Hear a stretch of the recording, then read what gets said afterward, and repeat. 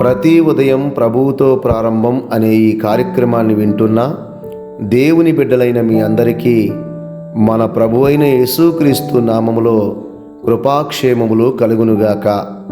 సాధారణంగా మనిషి యొక్క జీవితము అనేక పరిస్థితుల మధ్య వెళుతూ ఉంటుంది. చుట్టూ ఉన్న పరిస్థితులు చూచి భయపడి కలవరపడి దిగులు పడుతూ ఉంటారు. అందరూ కూడా దిగులు పడి భయపడిన వారే.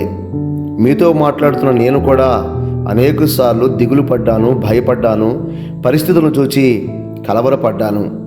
కానీ ఒక సంగతి హృదయానికి బాగా అర్థమైనప్పుడు మనము ఎంతో ధైర్యాన్ని పొందుకుంటాము. ఆ సంగతి మనం బైబిల్లో నుంచి చదువుదాం. యెషయా గ్రంథము 43వ అధ్యాయము 1వ వచనంలో ఇలా రాయబడి ఉంది, భయపడకుము, నీవు నా సొత్తు అని రాయబడి ఉంది. ప్రియా స్నేహితులారా, భయము కుటుంబంలో ఉన్న పరిస్థితులు, చుట్టూ ఉన్న పరిస్థితులను బట్టి కలవరము మనల్ని ఆవరిస్తూ ఉంటుంది. అయితే మన పుట్టుపూర్వత్రాలు ఏంటి, మనము ఎక్కడి నుండి వచ్చాం, మనము ఎవరు, మన పరిస్థితి ఏంటి అని బైబిల్ గ్రంథం మనతో స్పష్టంగా చెప్తుంది. భయపడొద్దు, నీవు నా సొత్తు అని రాయబడి ఉంది. మనలో ఎవరైనా ఒక గొర్రెని పెంచుతున్నప్పుడు ఆ గొర్రె గుంటలో పడిపోతే చూస్తూ ఊరుకుంటామా, కాపాడుతామా? దేవుడు కూడా మనల్ని చూస్తూ ఊరుకోడు. ఎందుకంటే మనము ఆయన సొత్తు. అంత మాత్రమే కాదు, ఆయన పోలిక, ఆయన స్వరూపమందు మనం చేయబడ్డాం. మనము దేవుని ప్రజలం, దేవుని సొత్తై ఉన్నాం.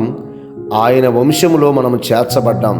క్రీస్తు రక్తములో కడగబడిన మనము, దేవుని బిడ్డలుగా మార్చబడిన మనము భయపడనక్కర్లేదు. ప్రభువు మనకు తోడుగా ఉన్నాడు. ఆయన మన గురించే చింతిస్తున్నాడు, మన గురించే ఆలోచిస్తున్నాడు. మనల్ని కాపాడుకోవడానికి ప్రతి ప్రయత్నము ప్రభువు ఎల్లప్పుడూ చేస్తూనే ఉన్నాడు.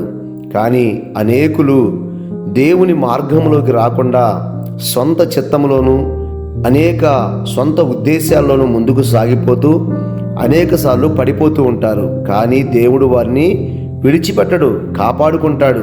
మీతో మాట్లాడుతున్న నేను కూడా అనేకసార్లు పడిపోయినప్పుడు, దారి తొలగిపోయినప్పుడు దేవుడు నన్ను విడిచిపెట్టలేదే, నన్ను కాపాడాడు, ధైర్యపరిచాడు. నీవు నా సొత్తు, నా పోలిక, నా స్వరూపమందు చేయబడ్డావు, నిన్ను నేను అరచేతిలో చెక్కుకున్నాను, నిన్ను విడిచిపెట్టను, భయపడకు అని నాతో మాట్లాడాడు. ఈ ఉదయకాలం ఈ మాటల ద్వారా మీరు సత్యాన్ని గ్రహించి, మీ పుట్టుపూర్వత్రాలు గ్రహించి, ఎంత గొప్ప దేవుని చేతిలో మీరు ఉన్నారో, ఎవరి సొత్తైన ప్రజలు మీరు గ్రహించారని నేను నమ్ముతున్నాను. ప్రార్థన చేసుకుందాం. ప్రేమ కలిగిన తండ్రి, దయగలిగిన ప్రభువా, ఈ ఉదయకాలం నీ మహిమా ప్రభావాలతో మమ్మల్ని నింపండి. భయపడకుండా, త్రొట్టిల్లిపోకుండా, కలవరపడిపోకుండా, మా పుట్టుపూర్వత్రాలు జ్ఞాపకం చేసుకున్న వారిగా, నీ పోలిక, నీ స్వరూపము, నీ సొత్తైన ప్రజలుగా ధైర్యము కలిగి మేము జీవించడానికి మమ్మల్ని ఇంకనూ బలపరచమని, ఈ దినమంతటికీ కావాల్సిన గొప్ప క్షేమస్థితిని, ధైర్యాన్ని మాకు దయచేయమని యేసు నామములో అడుగుచున్నాము తండ్రి. ఆమెన్. దేవుని నిత్య కాపుదల, క్షేమము ఆయన మనకు అనుగ్రహించునుగాక.